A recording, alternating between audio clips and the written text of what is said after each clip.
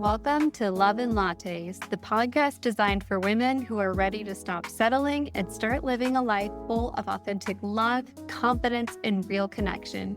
I'm your host, Victoria, the self-love scientist, speaker, and coach, and I'm here to help you reclaim your power, deepen your relationships, and fall unapologetically in love with yourself. So grab your tea, your latte, or your favorite beverage, and let's get started. Why do so many of us high-achieving women procrastinate? What is this procrastination actually blocking us from? And how can we get through this in order to step fully into our most empowered selves? Well, my loves, in today's episode of Love and Lattes, I'm sitting here with Larisa Makuch, and she's a transformational coach, speaker, CEO of Abundance Academy, and also an author of Stop Procrastinating Your Life Away. And today we're going to talk about burnout and her science meets soul approach so we can understand how we can move through these mental blocks in order for you to step boldly into your empowered self. Welcome, Larisa. Thank you for having me. I'm so excited to be here. Me too. I feel like, we were chatting earlier before we started hitting record, and you and I both agreed that burnout is a very spicy and popular hot topic. Why don't we kind of kick it off and you can share with us what exactly does burnout mean? Yeah. I think when we talk about burnout, a lot of times burnout is associated with stress. And I think stress is a really great thing. You want stress when you're working your muscles because it creates growth. But the problem is when you have stress and stress and stress and stress and stress and stress and stress stacked on top of itself without any rest and relaxation, without any white space. It is that chronic stress that you get, especially in a workplace, whether you're in corporate or whether you're in the entrepreneurial space. And there's only so much stress you can handle without a break, without creating this space for yourself before you get exhausted, before you get to this point of detachment, wanting to escape from the world and just become really ineffective. So burnout is one of these things that happens when you just keep staying in that chronic stress mode over and over and over again and never get out. Do you think burnout could also kind of take away the passion from what we're doing? Absolutely, because you're so focused on like you get to the point where you can't be present and essentially, okay, I've got this cup. I know this is love and lattes. This is not a latte. This is a sparkling water. But if I kept filling this cup and filling it, the water would pour over. The cup wouldn't be able to hold it.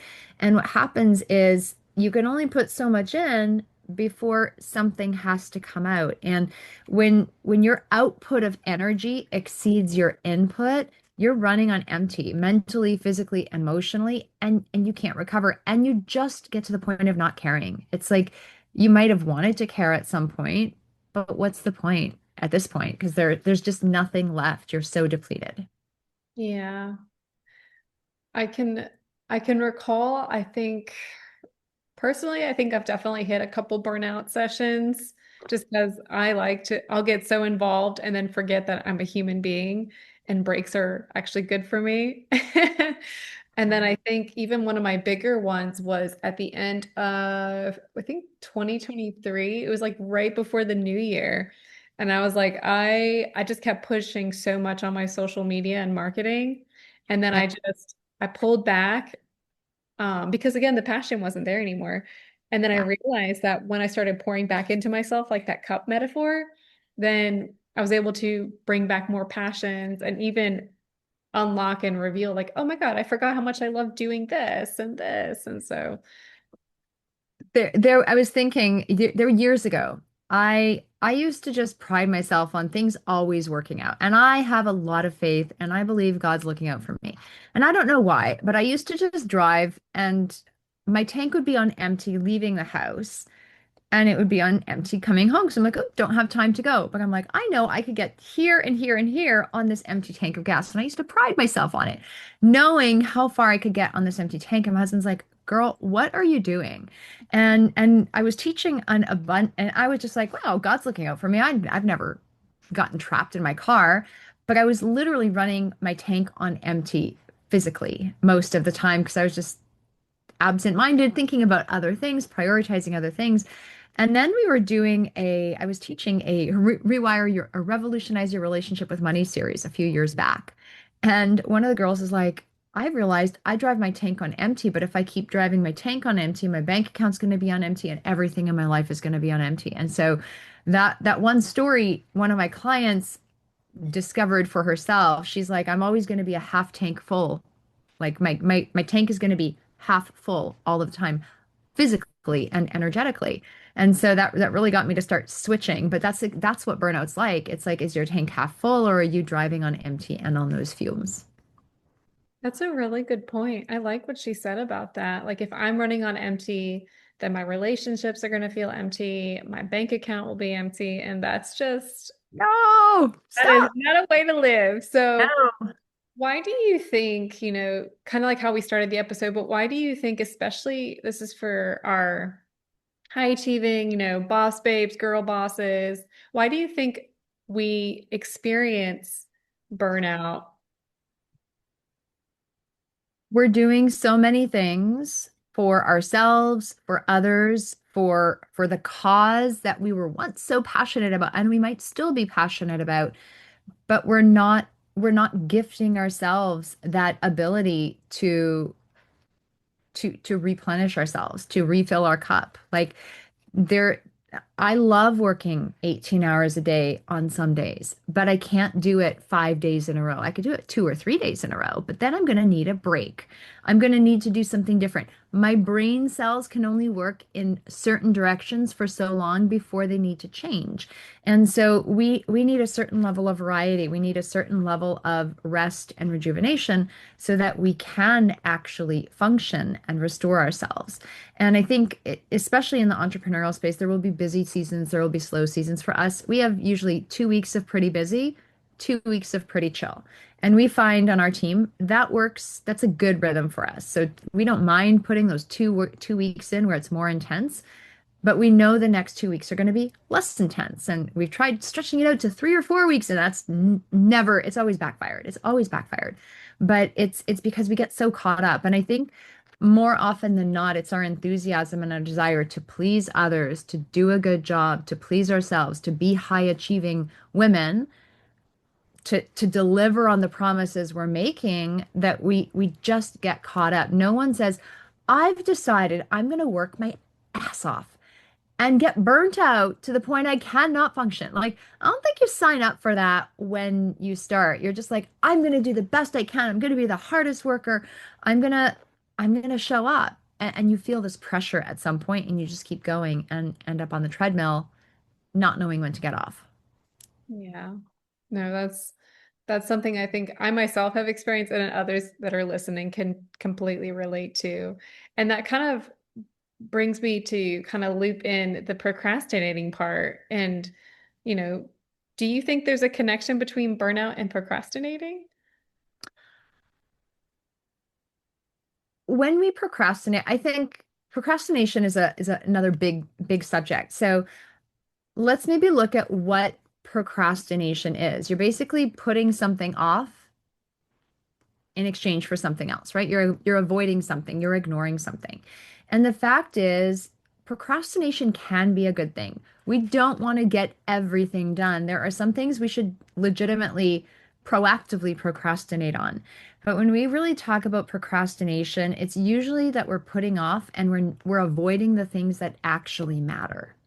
And that's when it becomes a problem. It's not a problem when we procrastinate on things that don't matter, because that's called filling your cup. That means giving yourself the space and the grace to fuel yourself. But when you're procrastinating on things that matter, that affect your bottom line, that affect your health, your wealth, your relationships, your career, your beautiful life, those deep down dreams and desires you have that you keep thinking about, but going, oh, I don't have time for that. Oh, it's not yet, not yet. When I wrote the book, it was less about procrastination as a habit, but more about procrastinating on the things that those God planted seeds inside of you that you know you want to take on, that you know you need to take on, and you're just conveniently going, oh, don't have time for that. Oh, not the right day for that. but it keeps knocking on your door. You keep getting those little whispers. And I think we all have some of these big, juicy, intense, meaningful, and profound dreams and desires. Maybe it's taking your family on a vacation, like not just another trip, but like a real kind of special vacation. Maybe it's sending your kids to private school. Maybe it's hiring someone to cook, clean, and do laundry for you. Like we've had someone cook, clean, and do laundry for us, and people are like, "Oh, how do you do that?" I'm like, "Really easy. You pay them, and it's not as much as you think." But the stress that you reduce not having to do these things in your life and feeling supported and taken care of is phenomenal. And a lot of women feel guilt over those things. Maybe you have a charitable endeavor or a project in work, writing a book, whatever it is. There are dreams that are planted inside of you. And if you're going after them, even if you suck and fall on your face, great. But those are the ones that 99% of people ignore and Mhm. give great reasons not to. And I think those are the things we don't want to procrastinate on, even if it's slower than you want. Um, but we avoid them because we get caught up on the burnout train. Burnout is a great excuse. Doing all the things is a great excuse for not pursuing your dreams. Can't do it, I'm too tired. Can't do it, just no time left. Um, it we find these convenient excuses that bring us other sneaky benefits and help us avoid the most important things. Yeah. No, that was really powerful. If you're listening, I would rewind the last like 2 minutes and listen to that again because it's true. It really is true. And I think, you know, even with today, like having access to so many, like to social media or being in communication with friends and family, we can allow a lot of white noise to kind of pile up into the procrastination. Like maybe we're allowing other people's opinions, hold us back from those dreams, from those passions. And Yeah. it's really important to kind of clean that out. Or you mentioned, people say, I don't have time. Or another good example you mentioned earlier was the cost. Like, oh, well, I don't know if I could afford that, but really, realistically, the long-term effects of your health are going to be way more expensive and you can't Yeah. get that back. So let's kind of, we need to learn how to cut that all up so that you can have the space and freedom to follow these passions. Yeah, a question I like so often we think immediately if we don't see the money, like people don't just have money sitting in a bank account for things like for me, like I do because it's such a priority, but for most people, they're not like, oh, I just have like an extra 5, 10, 30,000 sitting in a bank account to spend on another training or to invest in myself in a personal growth program, or to go to a spa so I can restore my physical body. Like, let's go spend a weekend at a spa, but not just a local one. Let me go to Europe. I have a client that loves going to European spas, and she goes every year or two with her friends, and they go for a week to the spa. But it's not just to like bathe in a lap of luxury. It's literally health restoration for them. And she comes back better, she comes back fresher, she gets new ideas. All of a sudden, boom, happier at work, new promotion, better bonus. Like these things all add up, but we forget like it's not what it costs you, it's what is it going to earn you and how can you afford not to do these things, like you said. That's a really good point, though. And I'm wondering, like, what do you think about how, just like that same story with the client going to Europe once a year, but imagine if we gave ourselves the grace and that space to rejuvenate, refresh, hit the reset button, or for me, it's like do not disturb. And if I, do more walks or if I actually put more of the effort and energy in myself, I do start to see, more opportunities come in. I've got more bookings and stuff like that. So I feel as though instead of waiting, this is just like, oh, we're only going to take a trip every couple years or once a year. It's like, no, you can even do a small trip in a day. You could do a weekend getaway, and that's Yeah. okay. And I love how you mentioned the D&D and just the small things you can do. I used to work in the mind body space. So I used to move for a living, wear yoga pants, and always be active. And then I started doing what I do now. I got into the coaching space, which is amazing. And I love it. Love, love, love it. But I also sit on my butt a lot. And sitting on your butt for 5 years things start to expand. And I remember standing on a scale one day and I didn't feel good. And maybe a few weeks before that, I was walking up the stairs with laundry and I was like, I hurt. Like my body hurt. Like people talk about feeling old and creaky. I was like, I feel old and creaky. And I'm like, I am not that old. Like, what is going on? And I just remember that day where I was just like, things have got to change. And so there was a defining moment. It was still a few months before I really got to the point of making the change. But I remember the day the seed was planted where I was like, I am not going to tolerate this anymore. And so this summer, I started going back to dance, but I also committed to walking. I had a friend who started doing 15,000 steps a day. He does not have children, but it motivated me. And I'm like, you know what? I looked at my steps and I was like, damn, some days I don't even get 1,000 or 2,000. And I was like, this is pathetic. So I committed to not just walking around the block once or twice a day. I committed to like doing 5,000 minimum 10,000 aiming for a day. And I've been able to maintain that consistently since that day where I went for a walk with my friend to catch up on life. And that's a simple commitment that I made for myself that is creating so much more energy, so much more space, so much more freedom in other aspects of my life. But the one thing with that is I've had to say no to my son. He's like, "Can you do this?" I'm like, "No, I can't do it right now. I actually have to go get my steps in." I had to say no to my mom. I had to be like, well, you can stay home. And if you're not coming with me, I have to go get my steps in. And at first, the guilt I felt in saying no to people that I loved and cared about because they were important to me to be able to source myself was huge. But then I realized like they actually support me because they realized how important it is. And so often we might not want to inconvenience people with making requests, especially when you're asking them to help you with things in business or things around the house or things that they're not used to doing, but they're either going to accommodate or not. And if they truly love you and have your back, they're going to support you. We'll be back after a quick break.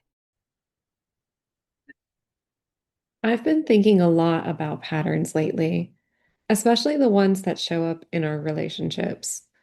For a long time, mine looked like overgiving, people pleasing, and convincing myself that if I shrink myself down just a little bit smaller, I would be enough. But knowing a pattern and actually breaking it are two very different things. And trying to untangle that alone can feel overwhelming. That's where therapy can help. Having outside support can help you recognize your patterns without judgment and make choices that actually support you. And that's why I'm grateful for today's sponsor, BetterHelp. BetterHelp makes therapy more accessible by connecting you with a licensed therapist online so you can get the right support in a way that fits your life and your schedule. Love and Latte listeners can get 10% off their first month of therapy by going to betterhelp.com/love and lattes or by clicking the link in today's episode description. Breaking cycles isn't about fixing yourself, it's about learning to love yourself differently.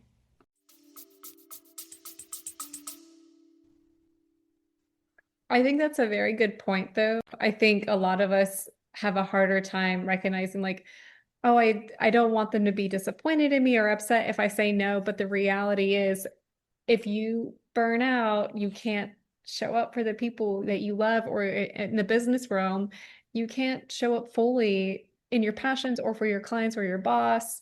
And therefore, like you feel sluggish, you start loathing the routines and everything. So, and I have Yeah. to give you lots of props because I also I think I started at the beginning of this year, but I also looked into the steps as well because I was like, I work a lot remotely. So how do I, and it's funny because the other day I saw a video of a girl who's living in New York and she was like, oh, just clocking in another 20K, like 20,000 steps. And I was like, wow, I feel good when I hit my 10, but that is a goal I'd like to get so someday. So thank you for sharing that. Yeah. In Europe and in New York, right? You walk everywhere. Here I live in Toronto, but we drive a lot because it's convenient. So even things like I'll park my car further away from school, walk the block and do an extra lap before I go home, driving my son to school because he goes to school on the other side of town. So I think there's little ways you can start sneaking things in, maybe not to 20K. 20K is a big commitment, but but even it's the little things, taking the stairs, parking further away, going for an extra lap, taking a call, right? Taking a meeting while you're walking whenever you can. And it's that commitment to yourself that will make you feel more alive, more vibrant, and just so much more um, connected to yourself because you're awake enough to be able to live your own life. This is true. And speaking of connecting to yourself, what do you recommend, or what are some other simple ways our listeners can, if they're experiencing the procrastinating, like they have these passions, they have these goals, but they're kind of sitting in the gunk of whether it's a limiting belief or a lot of these, I don't have time, all these different narratives. What are some simple ways that they can kind of, I wouldn't say burn the procrastination, but perhaps turn that around into something more actionable? Yeah, I mean, typically when we get stuck in a procrastination loop, it's a habit that we've just acquired. We're just in the habit of saying, "Oh, I'm too busy." You're in the habit of just avoiding it. Maybe it's an identity. Maybe you don't think that you are the kind of person that does that. Or it could be a learned behavior that you got from your parents, your caregivers, or other people. It's like, well, we couldn't treat ourselves because we still have to finish working. And so there are different things that we adopt from different places in our lives, but if you want to make a change, you just have to get going. So I'm going to go back to my dance analogy. So I used to be a dancer and I used to swing dance, and then I met my current husband and he dances other forms but not swing dance. And so I've gone out a couple times, but I wanted the free time I had, I wanted to spend with him. And so for 16 years, I didn't go swing dancing. And this summer, I was just like, I'd ask every now and then. And he's like, no, no, we have to go do this. And I'm like, you know what? I'm not waiting for you. I took my 7-year-old son, he's now 8. And I'm like, you know what? We're going to go out on a date. You're going to go out on dates with mom every Saturday and we're going to go dancing. And I took him dancing. So now he's my new little dance partner. He's not changing partners yet. When he's 18, he's open to it. We'll see if it's sooner. But I took my son swing dancing. So I'm like, I think it's a valuable life skill. He was all for it. And so we go out and I got to go back. And so we do the lessons together. There's always a free lesson. And then there's a dance and I get to dance. Well, he gets a little iPad time and then we dance together. He gets a little more iPad. We dance together and we're both happy. And what's beautiful about that is this little thing was whispering in my mind for so many years. And I finally just said, you know what? I'm not going to wait for the perfect circumstance. I'm just going to do it the best I can right now. And my heart was calling for it and I had to bite the bullet. So if your heart's calling for something, don't wait for the circumstances to be right. You can create them as you go, but start taking imperfect action because you will thank yourself for it. And if it doesn't work out, you just don't have to keep going. Like it's okay if it isn't what you expect. But if something is calling your name, go give it a shot, go take the action.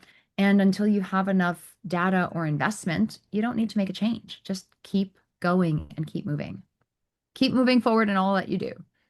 I love that. That was a very great way to kind of wrap up today's episode. Larissa, thank you so much for sharing your expertise and kind of clearing up, the differences between procrastination and burnout. Before we close out, was there anything else you'd like to share? I think as you're taking this action, it's not always going to feel good. It's not always going to feel natural, and it will probably feel scary in some cases. I don't have a magic pill for you. Just realize that if something is new, if something is different, there may be a level of discomfort and there may be a level of ecstasy. Let's go for awesomeness. However, if you truly are being called to do something, it's your responsibility to actually follow through. They say prayer is when you speak to God, intuition is when God speaks to you. But the thing is, you've got to get quiet enough to listen and then actually follow through The best gift you can give a mentor, right? If you're asking someone for advice and they give it to you, the best gift you can give them is actually follow their advice. If you're getting messages from God, Spirit, the divine, whatever, whoever you want to call it, it's your responsibility to actually follow through. And that's the best responsibility because it's a message being given to you right in here. And the more you do it, the easier it gets. So I wrote this book. Why? Because I was procrastinating my life away on some things. My heart sunk to the floor when I realized it. However, I realized I can't keep putting the most important things off. I was an action taker. I got to-do lists done. I got more done than most people did before 9 a.m. But the things that I wanted most weren't happening. And that felt terrible. And so I wrote a book on it. So there's lots of amazing things on there. I learned a lot writing this book. But if you want to discover the secrets to more time, money, and freedom, there's amazing tips in here. It's not just a pleasure read, it's an actual workbook that you can use to change your life. Just go to stopprocrastinatingbook.com and you can get the whole thing for free. So yeah. Thank you, Larissa. And everyone listening, I am adding that link because Larissa is giving us a free copy of her book. So after you listen to the episode, please check out the link, order yourself a copy of Stop Procrastinating Your Life Away, and let us know, how today's episode is sitting and what small bite-sized action steps can you apply to your life right now, because yesterday was the perfect time to start, but you still have today. There is also tomorrow. So thank you again, Larissa. And thank you, listeners, for tuning into another episode of Love and Lattes. And we'll see you in the next episode.